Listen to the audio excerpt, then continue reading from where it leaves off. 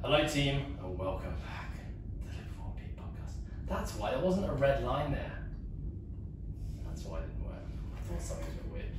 No, you didn't. I did. Eerie.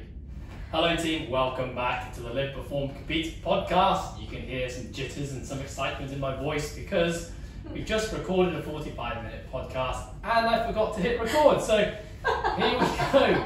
Here we go, round two with Isabel Wolf, business development, operations, digital marketing, everything here at Coastal Fitness. Izzy, welcome back to the Live, Perform, Compete podcast. Thanks, Ed. How are you feeling right now? A bit tired, you know? Yeah, why? It's a really good episode and you just decided not to hit record. Well, you know, the beauty of this is that we're about to crush it. Second time, going to be even better than the first. All right, Izzy, what are we here talking about?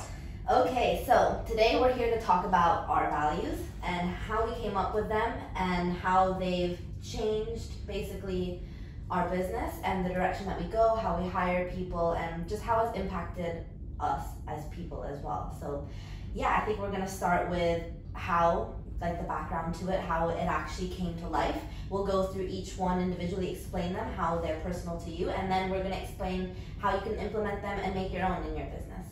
Nice. Okay, so how did we create values? Why did we create values? Okay, so I think a lot of people know the story of Coastal Fitness. Shared it on previous episodes of the podcast. But essentially, a guy who loved fitness, loved training, decided one day it would be a smart idea to open up a gym. Realized then a few years later that I'm just not equipped to be managing a facility. A few days later. A few years later. Definitely a few years. Should have been a few days. A few years later I realized just not equipped to be taking on all the burden of running a big business, all the debts, all the costs associated with leases, hiring a team, building a team, and that kind of led me on my own exploration of self-development and starting to understand how to run a business. In that process, you know, met with many amazing mentors, had many great phone conversations with people much more intelligent, much more experienced than me, tried to learn and emulate what those people were doing, and started reading a lot of books. In that process, something every book, every person talked about was the importance of having a mission statement and values.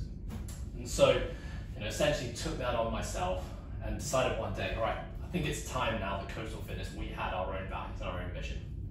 So how I went about that process in creating the values was, first of all, kind of a bit of a background story, again, which I've talked about in a previous episode, but when I first started the company, my style of leadership was very much authoritarian, very dictatorship-esque, didn't really take in the opinions of other people, wasn't really receptive to feedback, and so I basically called all the shots. Until one day I realized that probably wasn't the most conducive way to run an effective organization, especially as your team started to grow, started to get more opinions, more different personalities in your organization. So I basically went all the way to the other end of the spectrum, which was, rather than calling on the shots, I'm gonna let my team call the shots.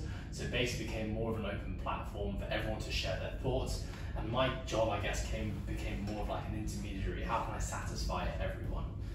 Now, I think that backstory is really important to layer now as we go through the story of how we created our values, just because what I wanted to do at that point in time was, okay, well, if we're going to create organizational values, which I understand the importance of values and everyone talks about it, I think I need to take on the opinions of my team. And so we went through many exercises as a team, essentially had a big whiteboard in front of us and asked everyone, you know, what are your values? What are the things you believe in? What do you think are the things that are the guiding principles that Coastal Fitness should take on as we move forward as a business? And, you know, we scribble up 500 words on this whiteboard. And then from there, you know, I would essentially write those 500 words down on a spreadsheet, go home that night, try and condense the 500 down to 100 or down to 50, and then come back to the team again. Hey team, I've condensed those 100 into these, or the 500 into these 50. And I kind of share those again. The team would be like, yeah, cool, yeah, not cool, like that, don't like that. And we kind of boil it down to eventually having about 20 values.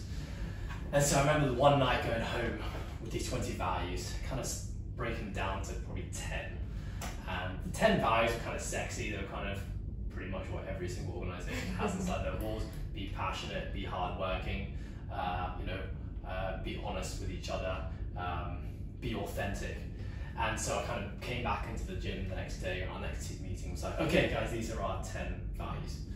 And I remember reading them out, kind of expecting to bring the house down, and instead had 15 blank faces looking at me being like, yeah, that's kind of cool. And so I was like, well, that wasn't really kind of what I was hoping for. So, and I don't really know where to go now. So I basically saved this file and I put it away into the archives of Google somewhere, and I didn't touch it for another year until, sure, the story we're about to talk about now, that one special day was the kind of straw that broke the camel's back and brought all this whole concept of values back to the table. Yeah, I think it's a really important story to share, and what was good about it was that it was something that challenged us to then force us to look at our organization to see how we can change and be better. And I don't think, or I'm not sure that every business will have the opportunity to get to a point where they will have to face these challenges. And if they don't, I think that's great, which is one of the things that you're trying to do with sharing your mentorship, and this podcast is like trying to share your learning experiences and your challenges and how you can overcome them before they even happen. We were fortunate I guess, that we then found a reason to implement values, which I think is really important. That, yeah, everyone says mission, vision, values, but why? What do they actually do for you? And how can you make these values personal to you? And then how can you go about implementing them in everything that you do? And I think that's not something that's often shared in those books and podcasts and stuff that we read. And so we're hoping that through sharing this uncomfortable situation that we went through, but then we were able to blossom from, you're able to see the importance of it and how you can actually relate your values to your organization. So I think it's a great story that let's share now. Yeah, I mean, what you just said there was the reason we had this really uncomfortable conversation was because we didn't have values. Yeah. That's not ever going to probably ever happen again now that we have them. So the story was, and the thing I liken this to quite a lot is think about relationships. Often a lot of broken relationships happen because the individuals in the relationship haven't addressed themselves, and instead they kind of put their problems onto the other person. And I think this is talked about a lot on social media now, especially within kind of what's available to us in news articles, and it's all, and I think the whole concept of mental health right now, which people talk about a lot, is like we need to dive deeper and investigate ourselves more.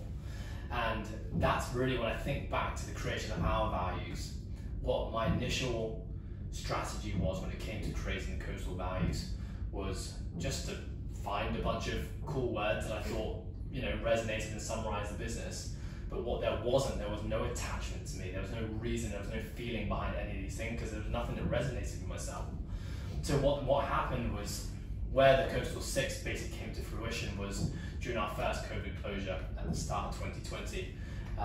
It was the very first time any of the gyms were getting closed down. We didn't really know how to navigate it.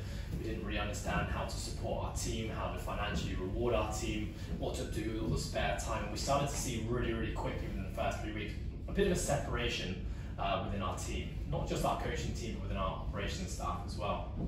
And so what I was seeing was, there was, out of the 15 people, we had 10 people who were just cracking on and doing what they could with the opportunity, and we're still making the most of every situation. And we had like a small group of the organisation who weren't.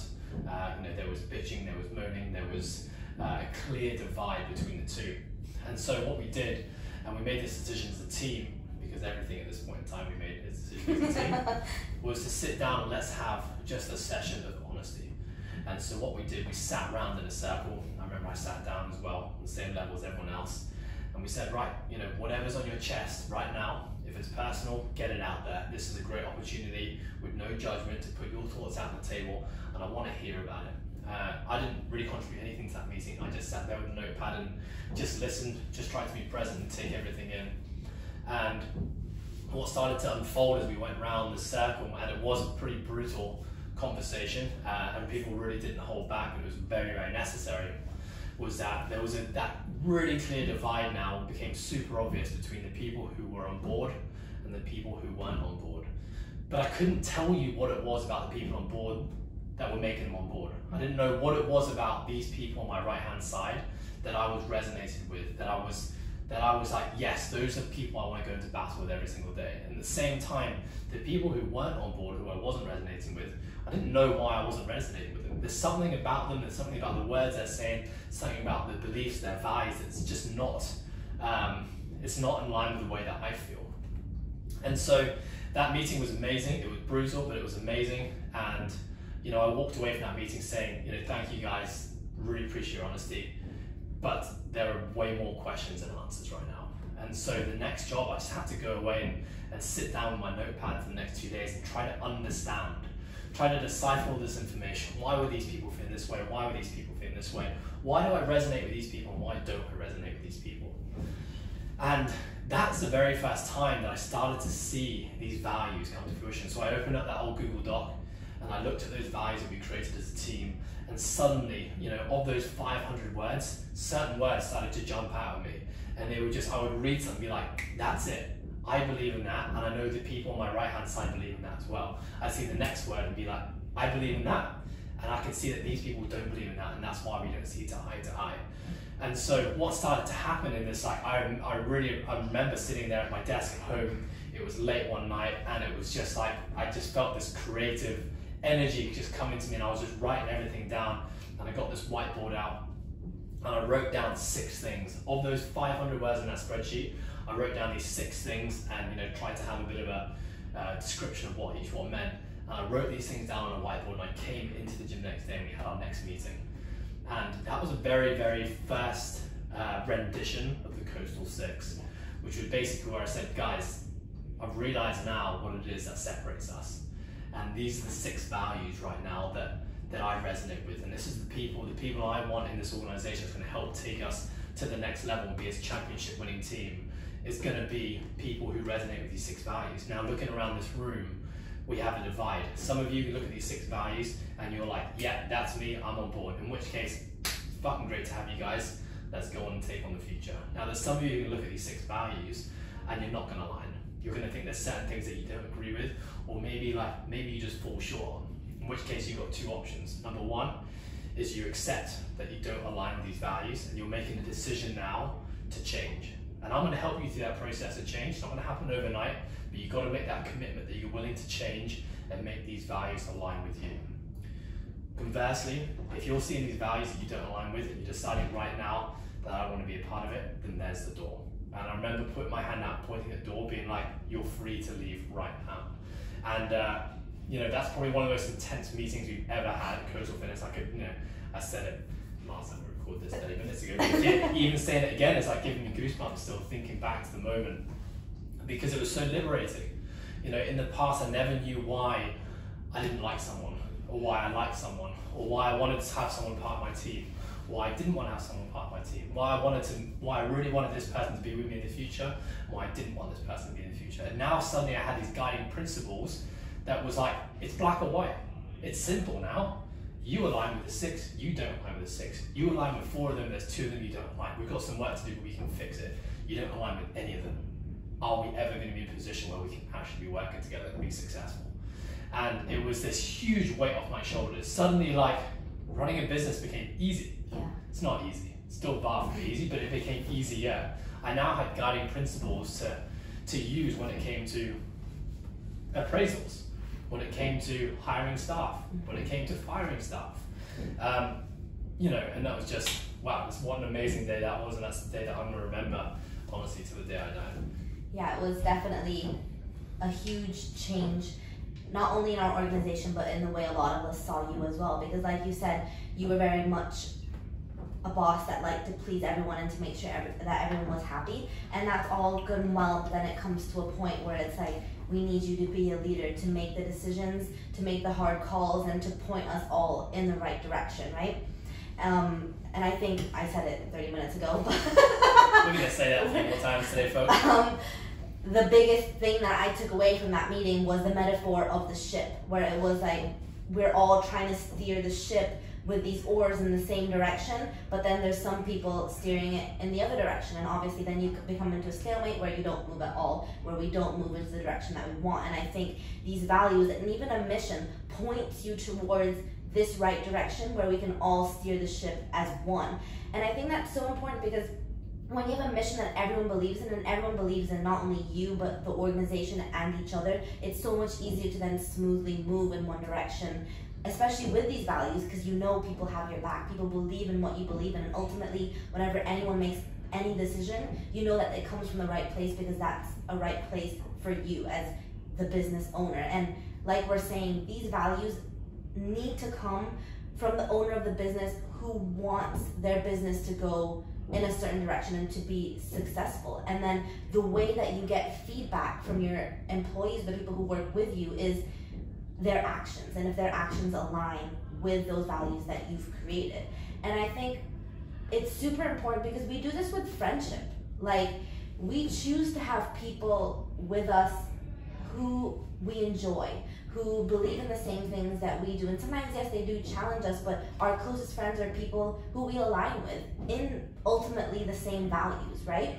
So why shouldn't it be that way in an organization as well if you want it to be successful? And I think that's what's so important about values, that you need everyone to be on the same team. And it may be quite difficult in a bigger organization, but in something as small, like in family like ours, like, it's just creates so much more value and intimacy if we're able to all be on the same page most of the time, obviously not all of the time. Yeah, and hey, it makes this a place where you're with your friends every day. Exactly. You know, imagine turning up to work every day and you're surrounded by people who believe in the same things as you and have the same guiding principles for the way they live their lives. It's liberating, and it's really, really damn enjoyable.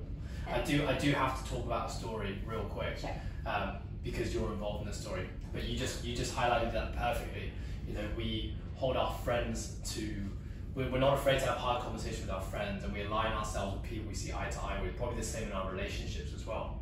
Something that was brought forward to my attention in that meeting of honesty was something that you shared with the team, which was in our coach and athlete relationship, we didn't see eye to eye when we first started. In the process of the first year, you know, both of us had to make compromises to try and meet each other. But it got to the point where one day you said, I'm not willing to change anymore. And I responded with, well, if you're not willing to change anymore, then we're done. You know, this isn't a relationship that I want to invest in anymore. And essentially, it was the very first time I'd really held someone and given them an ultimatum. And you made the decision, you shared the story with the team, but you never really shared it with me before, was that you were given an ultimatum, which you hated. You hated ultimatums. You said, Ed, I don't take ultimatums as well. I'm like, well, just deal with it. And you made the decision from there to make a change. And you shared that story, and as I listened to the story, I said, why have I not done the same thing with the people in this organization? I've been so busy trying to please everyone, not giving people ultimatums, that something needs to change now. And that was something that I'm always going to remember but I took into that next meeting being like, okay, here's the ultimatum. Here's our 6 values. Are you on board or are you off board? So yeah, thank you for bringing that up again. Of course, thanks for sharing.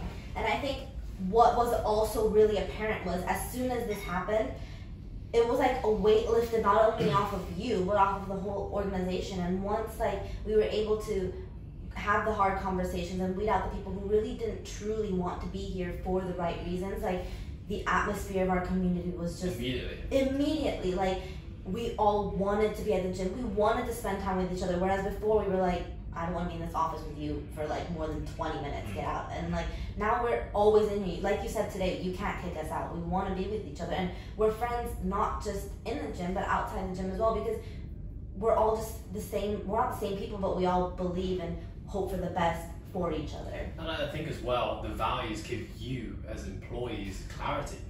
You now know what you need to provide if you want to be doing the job and doing the right thing, and knowing and having the confidence to know that what you're doing is the right thing. Then you have these guiding principles to help you make the decisions every single day. And I remember when I gave, I think it's really important to put this story on here as well. We talked a lot about the meaning behind values and why there has to be that human element, that human connection to a value for it to be really powerful. You know, every organization just says be passionate, be hardworking, be fun, be a nice human, be authentic. They're all buzzwords that we all know are important things, but it's really about the story of connection that brings meaning to that. And in that meeting, when I displayed and talked about these 6 values, there was a story behind each one. Here's why I think taking ownership is important, and here's why I don't resonate with people who don't take ownership. Here's why feedback is important, and here's why I don't resonate with people who can't take it. And what's now happened is that you know, we have these 6 guiding values on our wall, but each of us has our own story. Yeah. I have my story as to what being a good human means. You have your story behind what being a good human means. And we don't have to all have the same stories, but if something's going to resonate with someone, they have to have their own story. And it's something I've really realized in this journey working with affiliates and helping them build their values, is that, guys, you can use our values. These values aren't 6 words that I've made up. They're for anyone in the world to use, but you have to have your own story. Because if you're going to go to your organization and tell them that these are the 6 values we're going to start to live by, and there's no story behind it, then you're like, oh, nice copy and paste job, buddy. Yeah, it has to resonate with you, and you have to believe in it, because only when hard times come and you believe in something is it actually going to work. And like, it goes both ways. Like, we hire people, we just had 2 new hires solely based that they had the same values and beliefs in us. But when we make management decisions, we look at these values and we're like, are we being good humans to our employees? Are we like taking ownership for what we've done before we put it onto our employees, and maybe why they're not living up to our expectations, all those kinds of things. So it really goes both ways. You're able to have a clear business, but you're also able to have the right people within your business. Yeah, it's been really cool seeing our newest coach Liam come in. Yeah. And a very different personality from a lot of us here. Very. A lot of us are very kind of loud, extroverted. You know, a lot of us come from my team sports background where there's like constant jabbing and poking and banter. Liam is very subdued, quite introverted, but there's a connection there that, you know, is clearly based on a values level. That doesn't matter, you know, what the exterior looks like or the way that you present yourself in a group, but when you fundamentally believe in the same things, it works. Exactly. It just works, and it's been really, really damn cool to see that, because I think it's one of the first times we've ever hired purely based on values. Yeah, we already knew as soon as we saw him that after the first few days that he's going to be a good fit, because he does all of those things, even if like he may not be the typical coastal coach that we all are used to, right? Yeah. Which is and you know, and talking to him was like, you know, one of our first like kind of onboarding sessions that I had with Liam was like, I wanted to talk to him about the coastal six. And I said, you know, so we have these values. He's like, yeah, I know the values. I'm like, okay, so the first, yeah, I know the first value. I'm like, oh, well, this whole meeting was supposed to be talking about the values. He's like, I applied to the organisation because I saw your values and it resonated with me. That's amazing. And I'm like, that's cool. Yeah. That's really cool. Okay, well, we'll scrap this whole meeting then. Yeah. You're it. Yeah. Okay, so I think let's talk about our values. Yes, that's what we need to do next. We need to talk about our values, and we just said that it's important to have personal stories that relate to these values, and so I think it will be super cool for you to share these. What the hell are you doing? Get fired up. Okay, so the first one is be honest and humble. Our definition is we give honest feedback when feedback is due. When you receive feedback, receive it as a gift. Nice. I love this one. By the way, our coastal six aren't necessarily in any order. Yeah. It's just kind of our 6 values kind of jumbled in anyway. So this for me is because these things here were not things that came naturally to me at all. In fact, I remember early days at Coastal. I remember every sports team I've been on. I remember every bit of feedback I received from a teacher on report night. It was always, Ed doesn't take feedback. He takes everything as criticism. He's always very defensive. My parents used to always say it all the time. And I knew this was a trait of mine, but I didn't know just how detrimental and damaging it could be to friendships, relationships, your organisation. So, you know, in my quest of self-discovery and self-development and trying to improve, this was one of the first things I started to work on. And I can't remember where I heard it, but the whole concept of receiving feedback as a gift is essentially embracing the notion that when someone gives you feedback, they're just trying to help you. And I know that's a very watered down way of looking at it. Now, they're really important to know that there are ways to give feedback, and we talk about this. This is kind of now the fine print that's not what you see in the value, it's what we talk about all the time as an organisation. You know, yes, we want you to be honest, and yes, we want to give feedback to people, but we don't just blurt it across the room and shout across the room in front of everyone and tell someone, Izzy, you've just done a terrible thing there, you need to do something different. You know, we take that person into a one-on-one setting, we ask them if they'd be open to feedback, and then we give them feedback based on how we feel and our opinion, not on a yes, no, right, wrong basis. And then the next, just most important part of giving feedback is the receiving of feedback, which is to say thank you so much for giving me feedback. Really appreciate it, I'm going to take that on board. Or it's also okay to say thank you so much for your feedback. I kind of disagree, and therefore I'm probably not going to take this on board, but you're still thanking that person for trying to help you. And so really this value resonates with me because it's something I just really struggled with all my life. But when I started to embrace the notion that feedback was good and it was going to help you grow it became a very liberating thing for me. Yeah, I think it's something that you've definitely changed with a lot. Like, it's much easier now to approach you, to be honest, or to tell you things that you actually really want to hear, because you're more open to it and you're not afraid to say if you believe in it or not. Like, you won't fake it. You won't be like, oh yes, thank you, and then just turn around and be like, that was bullshit, I didn't even care about that. You know what I mean? So it's like a genuine care for what we believe in and what we hope to change. And like, you ask for this sort of feedback in everything that we do, and hope for honesty with it. And I think that's been also a huge thing for us as a team, to then trust each other, because we all hope for it from each other, to be honest, to be humble, and to give feedback. And we always ask for feedback now, especially in these challenging times. So I think it was like a balance between your authoritarian and democracy. Yeah, and then so in the middle it's this, where it's that this is what I actually want from you guys. Like, maybe in the end we won't make that decision based on what you want, but we want to hear your point anyways. And I think we're all more open now to providing and our whole business culture is built on feedback now. Yeah. You know, we don't do yearly appraisals where you have that really uncomfortable 60 minutes of just brutally unloading on someone. Yeah. It's like, guys, when feedback is due, give it. Yeah. You know, don't save it for 11 months down the line and just, you know, tell them about something they did 11 months ago. Yeah. Like, if there's something that needs to be addressed, let's have that conversation now, and let's be thankful for having it. Yeah. Nice. Okay, second one, take ownership. We take responsibility for our thoughts, words, and actions. Okay, this is honestly probably like the most important value that I think about all the time. I have to thank Mr. Jocko Willink, don't know him personally, but he basically wrote a book called Extreme Ownership. I listened to this book on one of my holidays. I listened to the audiobook. Essentially, it's a book. He's a Navy SEAL and talks about, you know, he's the head of his platoon. You know, he was in charge of a whole army of men. But the concept being that if anything happened within his men and what they were doing out on the battlefield or off the battlefield, it was his responsibility. In even the most far-fetched stories, he would still take ownership for it. Whether it was a civilian being killed, whether it was one of his men being killed, whether it was a gun not being loaded properly and then a blank was fired, was his fault because the training he did 2 years ago wasn't adequate enough. And when I heard this story, I just thought it was amazing because I never took ownership for anything. I was always really quick to blame, to pass the buck. It's your fault. Why didn't you do more? But, you know, partnered with one of our other values, which is growth mindset, is that when you become open to change and learning, taking ownership is an integral part of having a growth mindset, because you start to realize when you take ownership for everything, you're now taking control of everything. You know, the feeling when you feel like something's out of your control and you can't do anything about it, it's a horrible feeling, because what else can I do in this world if there's nothing I can do? Like, and you just sit with that forever. Whereas if something happens, the first question you ask is, what could I have done better? That's just that it's so liberating, because you realize, like, shit, there's always something I could have done better. Now, there are sometimes, some very rare occasions, where you actually have done everything within your control and the person just didn't deliver, or the job just didn't get executed, in which case, you know, that's not your responsibility. But having that brutal mindset of always asking yourself, what could I have done better?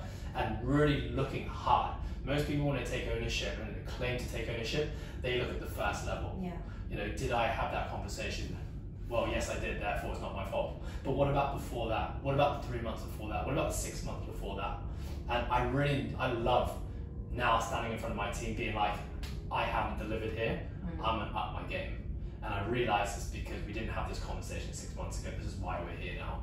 And yeah, it's just something. Taking ownership is going to be something I'm going to pass on to everyone. If I have children one day, it's going to be one of their main principles as well. I love it.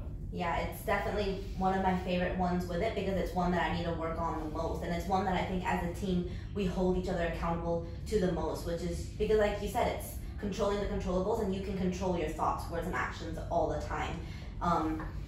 And like you said, when people in the same organization believe in that same value, then when it's not even a hard conversation, when you're like, why didn't you do that? That person is the first to say, I take ownership, I didn't live up to your expectations, or I didn't meet this goal. And so then it actually is not a hard conversation. You're just able to be honest because you both believe in that same thing, which is taking ownership of everything that you're doing. Nice. Cool. Okay, the next one, have a growth mindset. We believe that everything can be developed with effort, learning, and persistence. Nice. Okay, so this is Carol Dweck wrote the book Mindset, which we actually read, I believe, as a team in one of our book club sessions ages ago. Anyway, the whole concept being we have fixed mindsets, we have growth mindsets. A fixed mindset is the person who says, well, this is the way I am, this is the way I grew up, this is the way that I was born, and therefore I can never change it. The growth mindset says, yes, this is the way I am now, but I can change, I can evolve, I can adapt.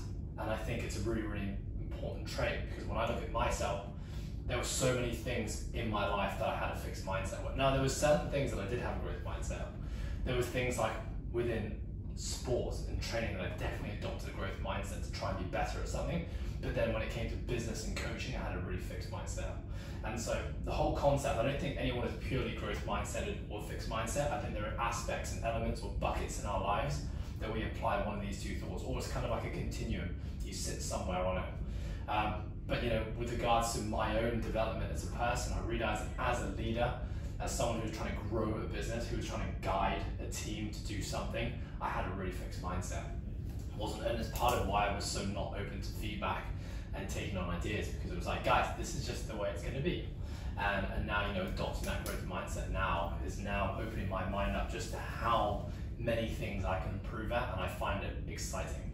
Yeah, this is a good one, because when we had that conversation and that ultimatum, it was basically because I had a fixed mindset. I was like, this is the way I am and this is how it's going to be. And I think in that moment was a test of my growth mindset, if I was willing to change and knowing that I could change if it was for the better. And I think the reason this one came out is because, like you said, there was people who didn't believe in it, or people who only believed in some of it. So it was really up to your growth mindset if you were willing to then adapt and change to be who we needed you to be in this organization, because you believed in the mission and the direction and you enjoy the people. So it's also important to note that yes, you have these values, and maybe people who come to you don't already adapt these values, but if they have that growth mindset to then change and try to change and work on it, then those people are worth it. You shouldn't shut the door. So you just shared there your story with the growth mindset. Yeah. And you brought it back to a really specific instance,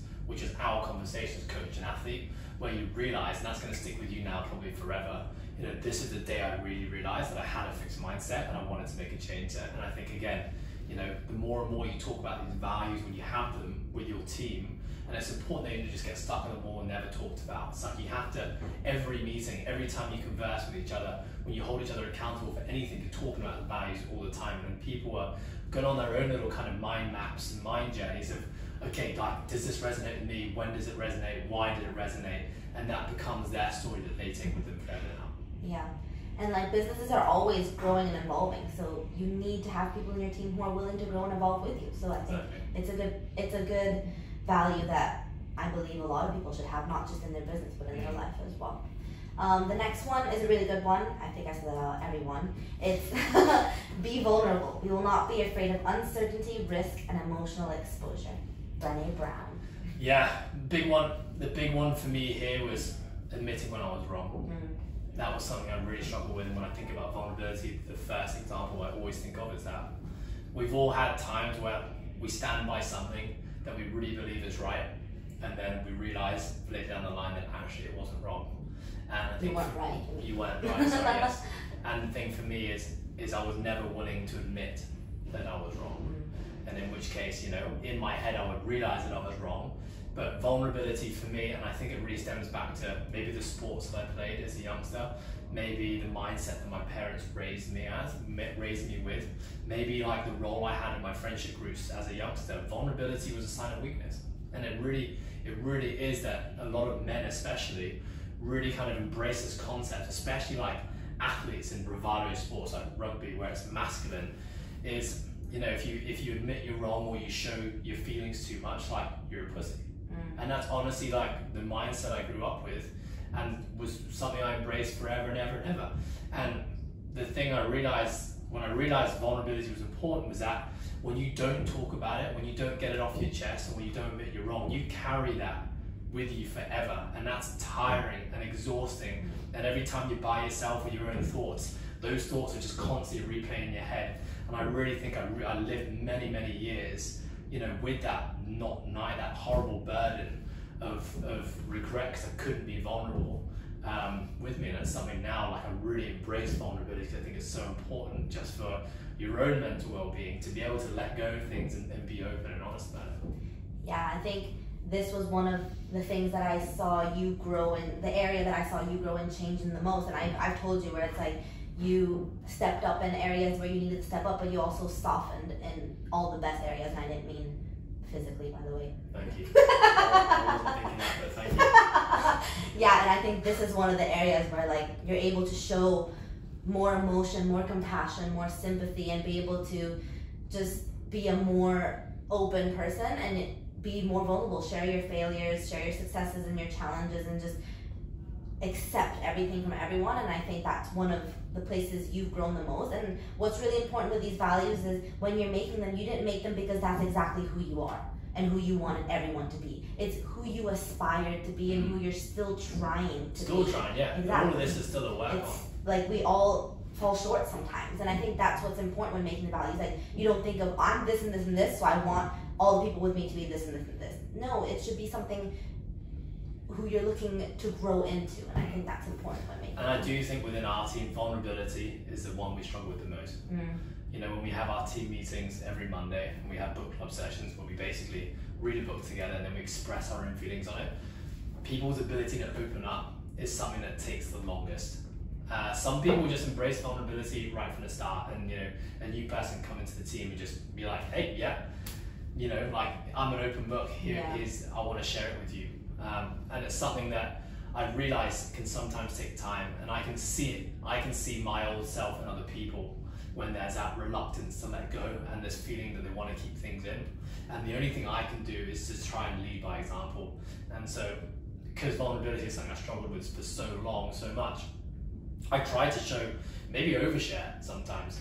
You know, I'm almost sometimes, I think, too vulnerable, and I look around the team and everyone's like, why are you telling me? And so, you know, I want to be leading by example every time we have those meetings, to be like, okay, here it is, guys, I'm about to be vulnerable, I'm going to share this with you. And I think a really important part of vulnerability is acknowledging vulnerability. I think that's a really important part. If someone's going to be vulnerable and share with you the deepest, darkest thoughts in an open format, you have to acknowledge this person's doing something right now that they're really uncomfortable with and they don't really want to do. Like, thank them for it. Thank you for sharing that. I really, really appreciate it. So I think that's an important part that comes with vulnerability. I agree. And like from that meeting, I think the reason maybe there was so much pent up expression or like lack of talking and everything came out in that one meeting is because we didn't hold people to these values, which was being honest, giving feedback. And so in that meeting, it was kind of like an attack. Like everything came out in one, everything that was pent up for like 6 months. And even being vulnerable, nobody felt like they could say what they wanted to say or like say their feelings, how they were feeling. And then you came out on the second day extremely vulnerable, being like, I've heard everything you said, this is how I feel, this is what we're gonna do about it, you know? Yeah, so, and also like, the reason we're having this conversation is because I dropped the ball. Yeah. I've fucked this up so much, Yeah. let us get to this point. Now I have to be the vehicle to try and change this. Yeah. Okay, and our last one is choose nope, just kidding. We We got have two more. Not quite there, folks. The fifth one. Be a good human. We are kind, supportive, generous, and considerate. We don't whine, complain, or make excuses. Okay, the first thing I always think about when it comes to be a good human is my security guard. The air squat guy? The air squat guy, who is now a good friend of mine. So my story with the security guard was that when I first moved into my building about 5 years ago, I would come down my lift and I would say good morning to my security guard. And honestly, for the first 3 months, didn't even lift an eyebrow. Didn't look at me in the eye, never responded. And I got to the point where I'm like, fuck this guy. Why am I coming out here every morning, you know, with a skip in my step, running out the lift, wishing him good morning, and getting nothing in return? I'm gonna stop saying good morning to him. So one day I just decided, I'm not gonna say good morning to him anymore. So I'd walk out my lift, I would make eye contact with him, make sure he made eye contact with me, yeah. Turn around and walk out the door. And I did that for a couple of days and I felt terrible. Honestly.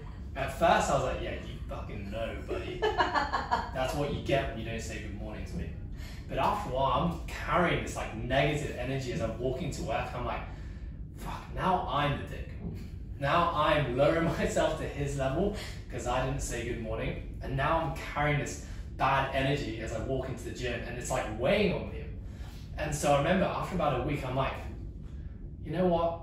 And this is something I can't remember where I got this quote from, but I always remember it. But kindness doesn't need a response. And I think the moment that kindness needs a response, which what I mean by that is that if you're going to do an act of kindness, if you're expecting kindness to be returned, that's not the way that kindness works. Kindness is just you giving love to someone else, and because that makes you feel better, makes you feel good. And what I was doing was I was giving kindness because I was expecting a response, and that started to weigh on me. So instead I changed it. I said, I'm just going to say good morning to everyone. If he decides not to say good morning back to me, that's all good, that's his issue. And so for the next 6 months, I said good morning to this guy without getting good morning back, but it didn't bother me. And I also would say hello to him when I came back in. Now, me and an old mate are doing air squats together.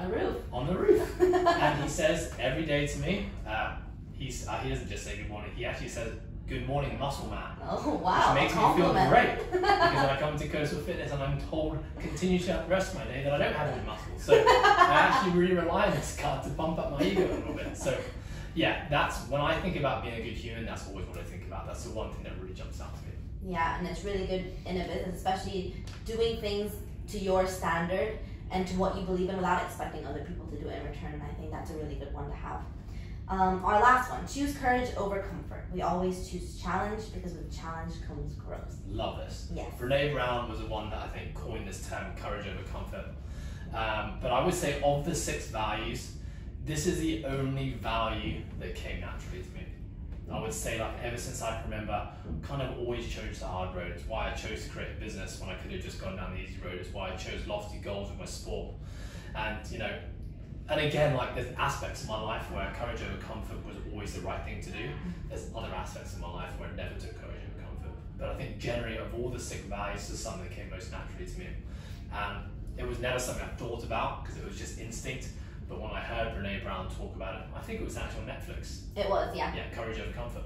And when I listened to that talk, I was like, wow, I fucking resonate with this on every level. And I remember, like, I think I sent it around to the team that day, being like, we are watching, this is going to be our book club for next week. Everyone's going to watch Courage Over Comfort. And like, now I have those words, Courage Over Comfort, written everywhere. Maybe that's going to be a tattoo as well. Oh, okay. Oh, I mean, without the previous episode. That was the 10th one we talked about tattoo. Okay, ignore that one, everyone. Yeah, it's a really good one, and I think anyone starting their own business has this innately in them, but then it becomes implementing it in everything that you do. Like, this in itself, this process, is something that where you have to choose challenge, because it is challenging. Looking at your organization and seeing if the people there are who you actually want to be there, and then making the steps to make that change, that is challenge over comfort. And there's just so many aspects in your life where you actually are at a crossroads, and you have to decide if you're willing to be a little bit uncomfortable for the betterment of yourself and other people, or if you're just gonna let things slide by. And I think that's something we're all working on all the time. Yeah, and I always think something I'm always attached to courage over comfort is that lessons always come from failures. And if you're not choosing the hard road, if you decide to take the easy road in every aspect of life, you're just simply not exposing yourself to potential mistakes and failures, and therefore you just don't learn and grow. And so you can see how this feeds into every other value, growth mindset, taking ownership, like it's all encompassed into the same thing. I don't think any of these one values can work by themselves. I think a lot of them rely on others to actually to make them really powerful. Yeah, so those are our 6 values in Coastal. I think the way that we're gonna end this episode is just sharing. We shared our story of how we created it, but how would you in your, because now we basically do our affiliate program where we encourage our affiliate partners to go through this process and make their own values. So how are you explaining to them how they go about creating this, and then how do we encourage people to communicate their values not only to their team but to the members, because all the people who then buy into your business obviously resonate with your business as well and your values. So I think it's really important that you're always communicating them. And finally, how you go about using your values to make important decisions, which I think we did touch on. Yeah. So I think the creation of values, you know, having been through the process now, rather than thinking about creating value for your business, you have to create values for yourself. And if you're the person who's in a leadership role, whether you're the head coach, whether you're the CEO, whether you're the MD, whatever industry you're in, and you want to take on this challenge of creating values, the values are a reflection of you. And if you don't have your own guiding principles to live your life, then that's where you have to start. Because until you fix yourself, you can't fix anyone else. And so I really encourage people to go on their own journey of asking themselves the hard questions as to what are the things you really believe in. And with each of those beliefs, you have to have your own story. Just like I have my story with the 6, Izzy, you have your story with the 6. These values, the coastal 6 that we have, are not things that we made up. These are words out of the dictionary that I'm sure have been used in a million other organizations around the world. But what makes it unique to us is our own take on it. It's a small print underneath. It's the stories that are connected with each of those values. And that only comes from experience. You know, the reason that we needed a really hard conversation to birth all these 6 values is it was the experience. I needed the experience of that really hard, open, honest conversation to force me to find values. And so experience is everything. And so, you know, that's really all I can say, is that remember that your values are an extension of you. So when it comes to creating values for organization, you have to have your own values first and foremost. I agree with that. And I think the way that we communicate it is, well, we have actual visual representations on our walls, so that we have one in the staff room so that all of us can see it all the time, and even when we make decisions. And we have one in the common area as well for all our members to see it as well, so they know what we believe in, and we hope that everyone who walks through our doors believes them as well. And I think that it also really helps in your marketing and in your messaging when you have these values, because now everything that we put out somehow ties back to these things, and people who then see our marketing posts from wherever they are, they're able to know already who we are without even having to talk to us. And that's a really key important message when you're marketing, when you're promoting yourself, when you're putting yourself out there. And so that's really important when you've already set your values. Now in everything that you put out, you somehow tie it back to who you are.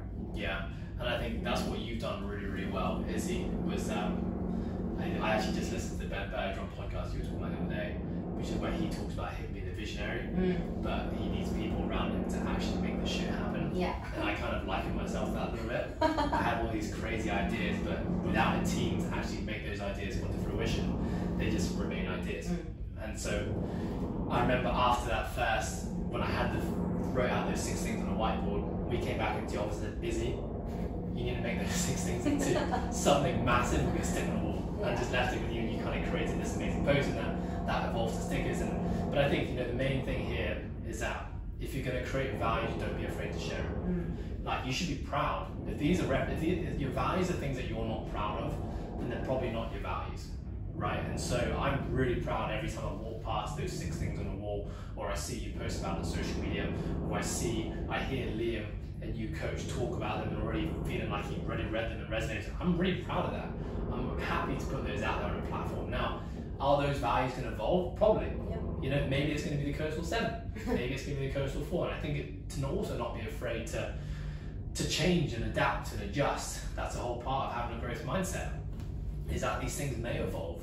But you're right, like, every time I've read about values, this is something I learned along the process, is that everyone said, you know, you shouldn't put your values onto your customers. Your values are there as guiding principles, guiding beliefs, guiding behaviours for your employees. We actually said, nah, I want to share these, we want to share these with our community. Now, you know, if a customer walks into the gym and they're not adhering to one of the values, we don't tell them off for not adhering to a value. That's their choice. But what starts to happen when you have a value belief system is that your community governs itself. And so what that one person who didn't agree with the values, they'll start to see that everyone else around them does. And they'll probably start to wind up in conversation with other people where the values are represented or talked about. And they then realize themselves, I'm the only person here that doesn't feel that way. I've got a choice. Am I going to evolve and change and embrace this value, or maybe I need to find another gym? And it's a cool thing now, as someone, you know, in my position now, I'm not the one who's always talking about the values. I listen to Ant telling you every day, Izzy, take ownership. And I hear, you know, our staff members, like everyone on the team, you know, we've created these hand symbols that represent each of our values. And like it's kind of turned into a bit of a running joke, but it's also like there's some meaning behind it. Yeah. When someone says something that doesn't align with the value, there's someone else in the team gets there before I do who says, "Hey, buddy, have a growth mindset." Yeah, have a growth mindset." That sounds like a fixed mindset. I heard you say it to Holly. To Holly. Yeah, I remember all of it. I hear it, and every time I hear it, I'm like, "That's fucking awesome." Yeah. This is exactly what values are for, because now your community governs itself. Yep, and like we've been talking about the whole podcast, it just makes hard decisions no longer hard. Because you have a rule book. Less hard. You have a rule book to go by, and everyone that's in your business hopefully believes in the same thing. You attract the people that you want to attract into your company, and so I think it's been a really, not life, but company changing thing for us to go through. And even as people, like I now look at my own values in life, and the people that I want to surround myself with have to be aligned with those values, and it's just an easy decision that no, I just don't feel like I have a friendship there because we don't believe in the same things. And I think only through that did it actually happen. And hopefully if you do it with your company, the people in your organization will seek that growth as well, which is just beneficial for everyone, yourself and people in it. Yeah. Cool, Ed, thank you for this. It was fun, even though we did it twice. Hey, how much better was it the second time? Would have preferred to have done it the first I time. have to say that. Okay, cool. Is there anything you wanted to end this episode with? No, just to say, well, firstly, Izzy, thank you to you for being on here. Thanks for being a part of the process and creating these values, bringing the values to life and sharing them with the world. Like, you've done an amazing job there. I kind of want to put this out to listeners. If you are on your own journey, trying to find your own values, or think about bringing your values into your organization or your team or whoever it is that you're working with, if you need help, always reach out to us. You can reach out to me personally on an email or on Instagram. Always love helping people out and getting back to messages. So it is a really daunting task, but I really hope that this podcast has shed some light on kind of our journey and our story, and the fact that it's not something that's going to happen overnight. It's something we're going to continue to work on forever and always. And like I said, these things values are probably going to evolve and change and adapt over time as well. So yeah, thank you guys. Thanks, Ed. Thanks for listening, guys. See you guys.